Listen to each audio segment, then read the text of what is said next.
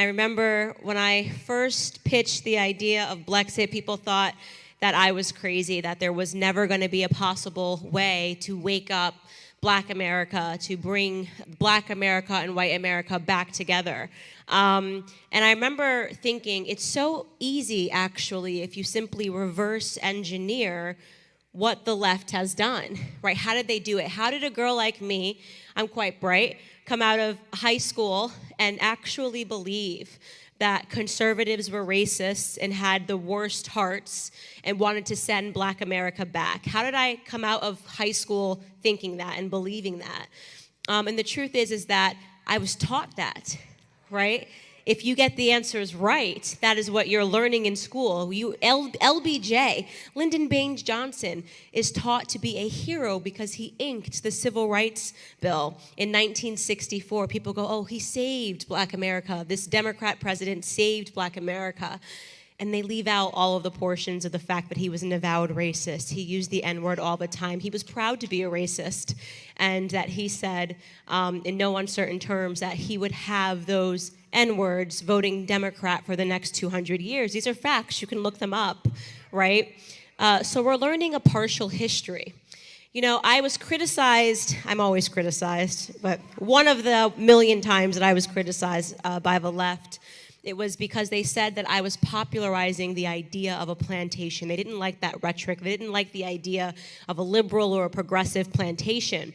And they killed me, and a guy wrote a whole article about it saying that this rhetoric is racist and that conservatives should not be calling it a plantation, and it's wrong. And he had me really confused because I wasn't saying it because I thought it was a cute phrase or I thought it would get someone's attention.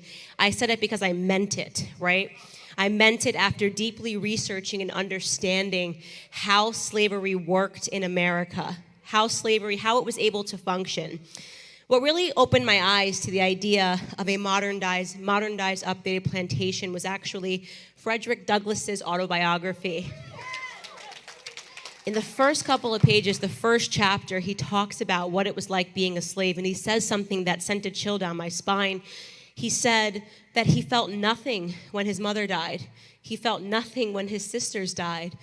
Because of the system of slavery was constantly moving people around, one of the things that held that system together was the breakdown of family, right?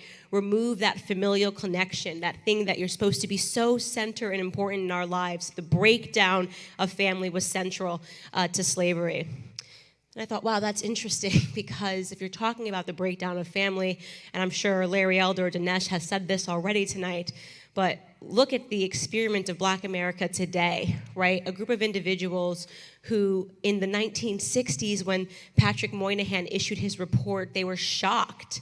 They said there's an epidemic going on because 23% single motherhood rate in the Black community, 23% of Black children are growing up without a father in the home, an epidemic. Today that number is more like 77%, right? From the 1960s to today, think about that, the family breakdown. And then I think, okay, but it's not just like we're seeing it in the category of welfare incentivization, or that it's just focused on Black America. They've widened it, right? Suddenly now we have Black Lives Matter. You can go explicitly to their website, and they state explicitly that they want to dismantle the nuclear family. Think about that. Billions and billions of dollars going to an organization that is not even hiding what they're after. And by the way, to this day, nobody can answer this question. When you log on to Black Lives Matter and you donate $1, where does the money go? It's a huge mystery. It's like a hole, right? I think we know where it goes. We don't know, but we know, right, where it goes. Billions of dollars they raise using Black faces, right? Look over here, Breonna Taylor. Look over here, George Floyd. Quick. Get your dollars out. The only way to stop this is to donate. And nobody knows where it goes. There's no Black Lives Matter college campus. There's no Black Lives Matter office building. Is it possible? What is the employee structure? What is the corporate structure? You've raised billions. Where is the money going? It's a mystery. We know what their goals are, the breakdown of family, and this isn't the only system. Let's not just put the whole onus on Black Lives Matter. And then I said, well, Another thing that seems to be after the breakdown of family is the radicalized feminist movement, right? I'm probably one of the proudest non-feminists in America.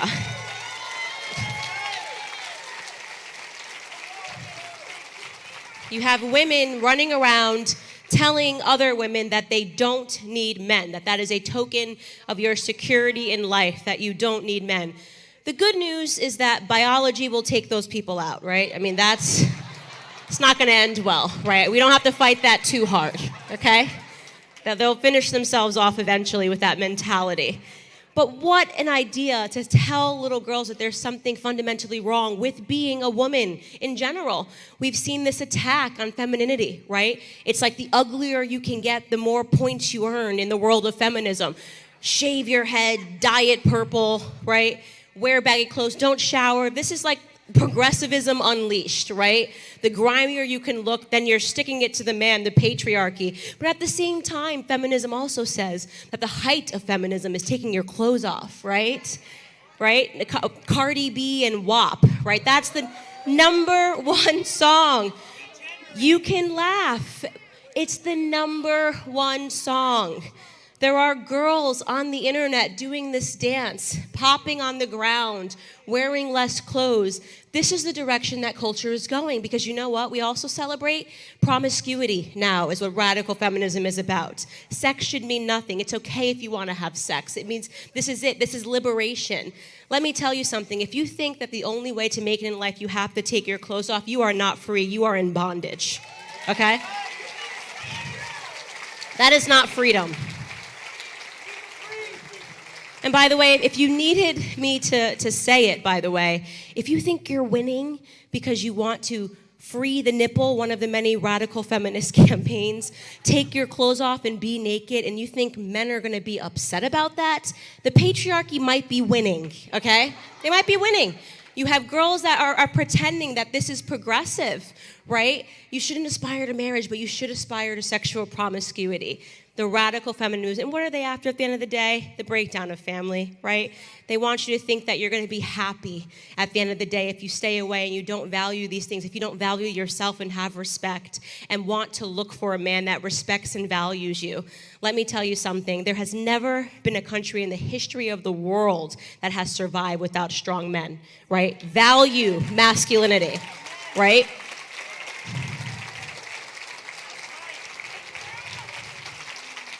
And that push, that radical feminist movement is also seeping in to men, and suddenly testosterone and masculinity is wrong, right? Gillette commercial, don't let the 3-year-olds wrestle, right? That's just toxic masculinity, whatever that means, right? Made up phrases. The left is very good at making up phrases, right? They sound very important and they mean nothing, right? Men being men, showing any signs of manhood is suddenly wrong. And I look and I do these college campuses and something's happening. There is something weird happening. I see these skinny little boys come up. They're not standing up straight, you know?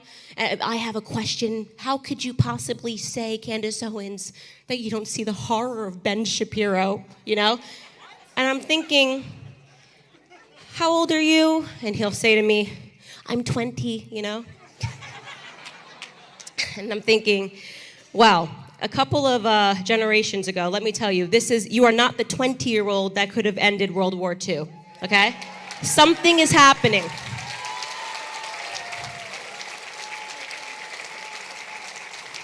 And that should scare everybody. That should scare everybody to think that just a few decades ago, the average age of those boys that landed on the beaches of Normandy, an absolute horror show. If you can make it without crying through watching, and I shouldn't say Netflix, as you should have canceled it by now, but maybe some of you saw, they did the World War II in color.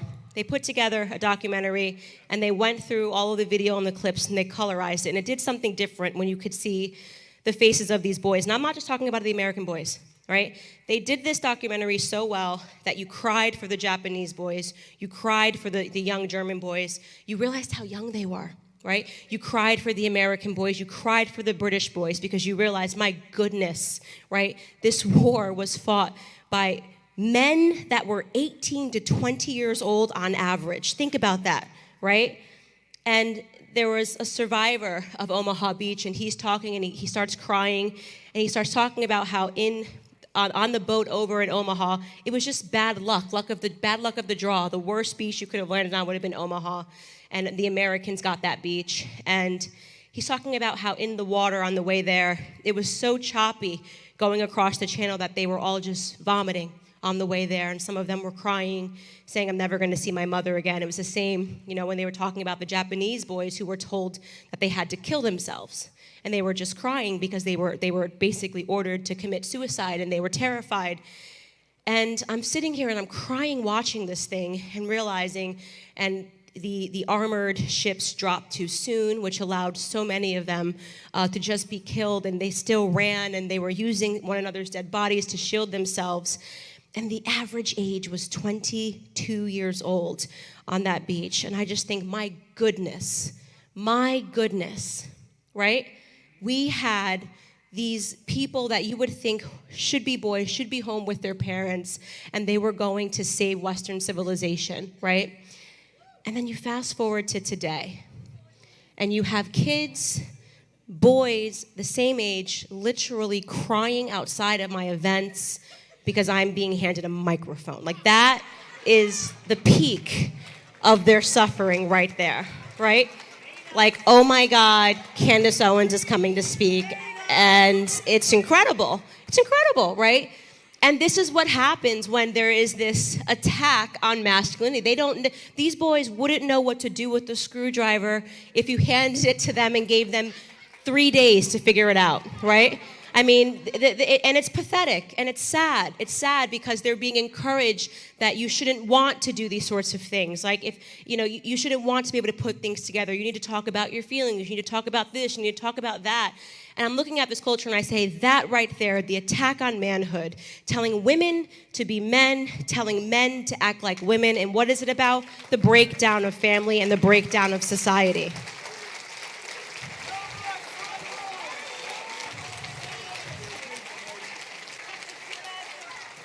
And then we have the LGBT push, right? And I'm sorry, I know there's more letters. I don't care to memorize them. What, LGBTQRSPUV?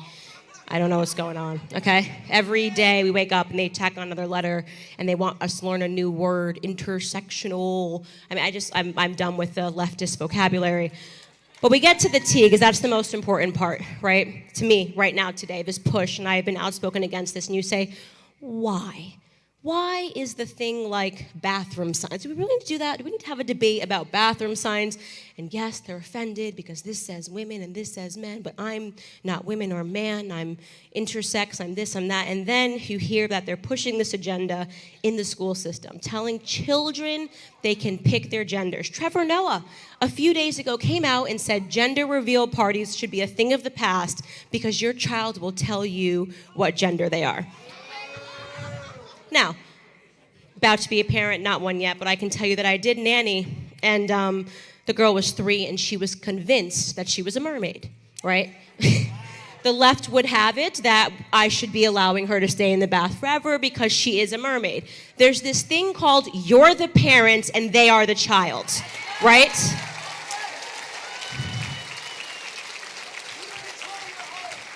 I mean, imagine a society where we have to allow the thoughts and add meaning to the thoughts and the reality behind what 3-year-olds think.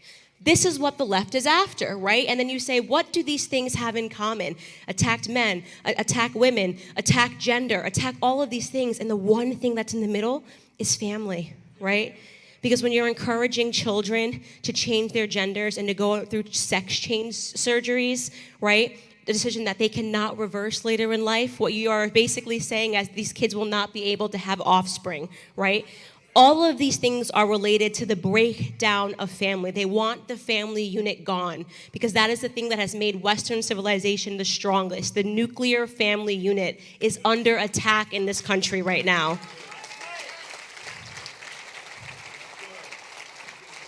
When government becomes God, right? That is what they want. They want us to pray to government for all of the answers when there's a problem. It is why I was the most vocal person out of the gate about COVID-19. Everyone was scared left and right. Candace tweets in February, not doing this, not playing this game.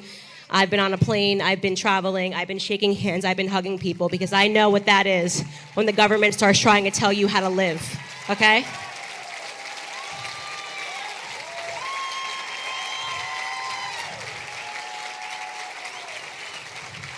Fear is always the mechanism to control, right? Fear.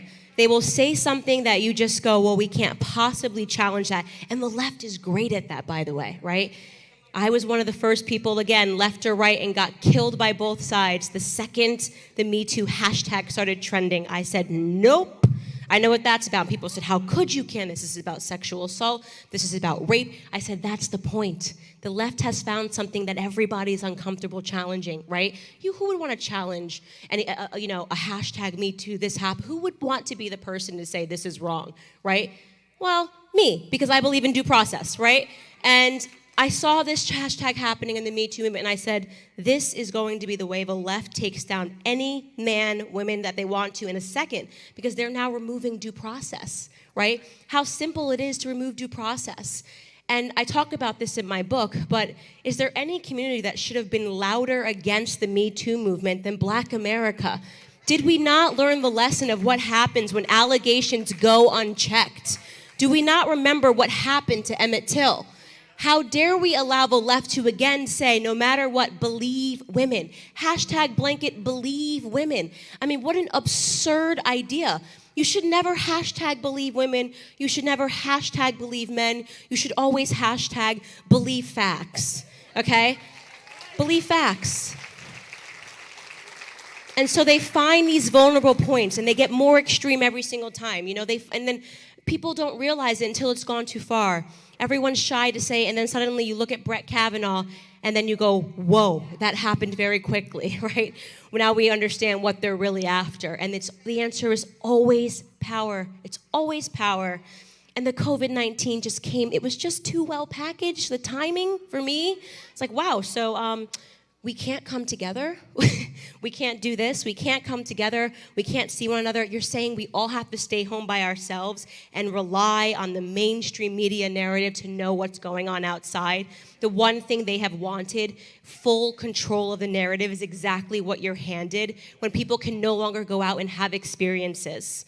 This is what you call Plato's allegory of the cave, right? And for those of you that don't know that story, Plato wrote a story called The Allegory of the Cave, and it essentially says, it's a story about 3 prisoners who are hung up on a wall, and there's a fire behind them. Their entire lives, they're hung up, and they believe that the shadows on the wall are real, that this is reality. There can be no different reality, and people are putting shapes behind the fire, and they have no idea what life is outside of the cave, right? And suddenly one of them gets freed, and they go outside, and he burns his eyes. And then suddenly he starts to see reality for what it is. He sees the trees, he sees the sky, he sees everything outside. And he said, oh my goodness, what I thought was reality wasn't reality.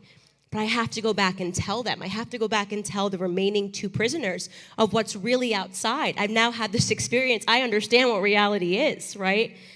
And so he goes back inside, and he tells the prisoners, and his eyes are burning, and they look at him and they say, you're crazy. Don't touch us. We don't want to be cut down. That can't possibly be true. This is reality in front of us. And they mock him and they call him crazy. And I say that allegory, which I discuss in my book, is so much of what it's like to be a Black conservative today, right? Because we've made it out of the cave. We know what reality is. The people whose hands are still tied up looking at the shadows on the cave, the shadows being created by CNN, by MSNBC, by NBC, telling them that this is what you need to fear, this is what's real, this is what you're going through. That is a lie. Get outside and step into the sunlight, right? That is the challenge as Americans, to encourage people to never allow someone else to control your narrative. And I say it all the time. You know, when I first decided that I was going to listen, just listen, not listen to a reproduction of what he said, but just listen directly to what the president said, I was shocked after watching a full speech and then going and listening to what the mainstream media turned it into, right? How could I ever trust them with any story ever again? I have to trust my experiences. The mainstream media had created for me a reality that didn't exist about conservatism. They lied. And this is not just the mainstream media. The way they've done it has been brilliant, and you have to give credit to the left where credit is due. It was Machiavellian what they did, right?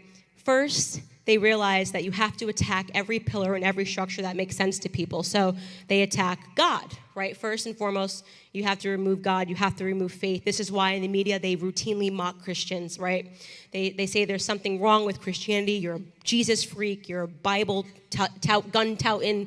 You know, this is all wrong, right? They mock that because then once you remove God, then you've got family, and they've destroyed family. And when they did that to Black America, they knew what would happen. You see, when you remove the family, when you remove anything, a vacuum exists, and something's got to fill that vacuum. Something's got to fill that hole, right? And for the Black youth, it was easy. Instead of getting that maternity and paternity inside the home, you have to pursue it somewhere else. So you pursue it on the streets. So you pursue it via culture. Suddenly you look up one day and you're taking advice from Cardi B and Jay-Z and Beyonce to tell you how you should think and how you should vote. Suddenly, Cardi B is creating the shadows on the cave for you, right? Telling you what you need to fear, and you believe it because you've lost direction, because you don't have those pillars of strength behind you, because you don't have your mother and your father around the dinner table telling you what the truth is. Right? The left understood that. What they did was brilliant, and this is why they control Hollywood. This is why they control culture. This is why Taylor Swift says it's her mission to do this and get conservatives out of office. This is why Cardi B is sitting down with Bernie Sanders and Joe Biden, because that is the evil. That is the puppetry. They understand we will use these idols that have become mom and dad to control the masses, right? And then they did the last thing, which was so important. They controlled the education system, right? Everything that you learn in school, I mean, the Department of Education should be abolished. It should be abolished.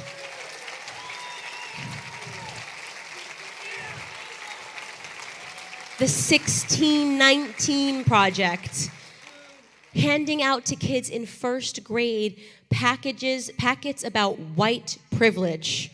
Right? This is a serious story. I have two little girls that I used to nanny for. They're twins. They're now 16, and they attend an elite high school, private school in Manhattan. And they are conservative, and they told me that on the first day of school, they're introduced to their safe space, right? And that they are all required to take a class, a multicultural class, where every white person is encouraged to go around the room and talk about why they feel guilty for being white, right? And I'm sitting here thinking in my head, if you ever need to know if something is racist and wrong, just switch the races, right? Would it be acceptable if you made every Black person go around in class and tell you why it was wrong that they were Black? That would be psychotic. That would be racist. So yes, it's racist when you make white kids do that too, okay? This is the game I play to decide what is right and what is wrong. When I go on to my Twitter and I see an article from BuzzFeed, the title will be, "This is why white people need to shut up." So I play the game. Would this article be racist if it said, "This is why Black people need to just shut up"? The answer is yes, it's racist, take it down, right? It's that simple. We've been led to believe that racism only works one way. No, racism is racism, okay? It is racism. And the reason it has gotten this far is not just because the mainstream media is treating Black Americans like we are toddlers, right? It's not just because they're infantilizing us and they're telling us suddenly that it's fine if you act like a baby. It's fine if you're screaming and yelling. That's normal. It's not normal. How would you like it if I came into your house and you had a toddler and he was throwing a tantrum and he was throwing things in the house and I said, that's fine, you're just expressing yourself, right? That's just a little bit of expression, right? That would be crazy. That child would burn down the house. That's exactly correct. And yet suddenly on a mass scale, grown adults are being told that even if they riot and loot, it's peaceful. It's peaceful protesting, or it's understandable protesting, right? It's all understandable protesting. But the fault is not Black America's. The fault is actually, I thought about this, and I sat down and I had a chat with Ben Shapiro, the scary one that shouldn't be on college campuses. And I said, actually, after reading Shelby Steele's White Guilt, the fault is actually on the white Americans that have felt so guilty about something they've never done, an era that they haven't lived in, and allowed this to go on, right? When people ask me what can change, Jesus, white people, find a voice, because I would never allow my child to sit in the class and go around the room and be told there's something wrong with their skin color. I would be suing the school yesterday. I would never allow it to happen. I understand the fear. I understand the conditioning. I understand the smear and malleable of being called a racist. Trust me, no one understands it better than me. Believe it or not, I've probably been called a white supremacist more than all of you. But fear, once again, going back to my earlier point, you should never allow fear to control you, right? You should never allow fear. We understand, every person in this room understands the difference between right and wrong. The left and the right used to agree on some basic principles of right and wrong. Both sides used to understand that rioting and looting and burning down property that you don't own is wrong. That is no longer. Both sides used to understand that racism, whether it's coming from white people or it's coming from Black people, is wrong. But that has changed, right? We now have a media, we have politicians, and we have an ecosystem of people that are pretending they don't understand the difference between right and wrong. That they don't understand there's something fundamentally wrong about 10-year-olds twerking on a Netflix special, right? So it is time, as a collective, right, that I promise you that I will parent my children. I promise you that the Blexiteers in this room, that we see ourselves as the next generation of Black Americans, a proud group that see themselves as Americans first and foremost. And the challenge for white Americans is to stop seeing yourself as white Americans only, but as Americans first and foremost who understand the difference between right and wrong. And I will leave you with this, and I say it every time I'm on stage, but I learned those differences between right and wrong from my grandfather. And he is the greatest man breathing. I'm not biased. He really is. And for him, the reason why I could never take this narrative and believe and see myself as a victim is because I have a grandfather that is still breathing, who lived through real issues, who lived through real segregation, who grew up on a segregated South plantation, who grew up on a sharecropping farm, who grew up at the age of 5 years old, his first job, laying out tobacco to dry, who wasn't allowed to go to school because he had to work. He had to work the farm. He grew up with the real KKK spraying bullets inside of his home at night. And him and his brothers would run to the back of the house when they'd come around. And to this day, my grandfather, you ask him about that, and a smirk crosses his face, and with pride, he says, and my daddy would grab the shotgun and shoot back at them boys. Boys. What an insult to the legacy of the Ku Klux Klan, right? Boys, diminished, removing the power, right? Removing the power from the real racists, never seeing himself as a victim. He really speaks with such a power and a strength that I couldn't imagine being the next generation, generations off from that, and seeing myself as less than, right? the generation that ended World War II, the generation who ran to the back of the house while their daddy would grab the shotgun and shoot back at them boys. That is the culture of American values that I crave, the strength, the power, the resilience that we are all capable of in this room, right? But we have to find the strength to speak up and speak out. If it's wrong, it's wrong. If they call you a racist, so what? If you're black and they call you a white supremacist, laugh. Laugh. It's so ridiculous. Let's stop giving power to the left. Let's stop the situation that we're in today where the left is making the rules, we're playing by them, and they're playing by none. They're playing by none. Let's stop doing that. Because if we don't, we're going to wake up one day and we're not going to have a country to save, right?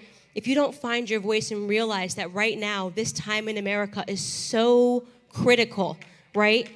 If you don't look back at past generations with pride, generations like my grandfather, who now, as a retired man, lives on that sharecropping farm, purchased it, and is the owner of it.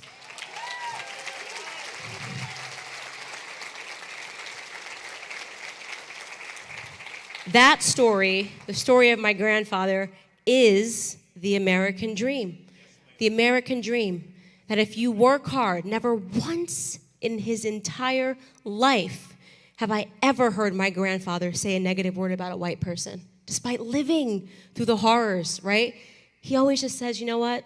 That was just a different time, baby. That's what he always says, just a different time, right? Because it was a different time. That is not the America that we are living in today.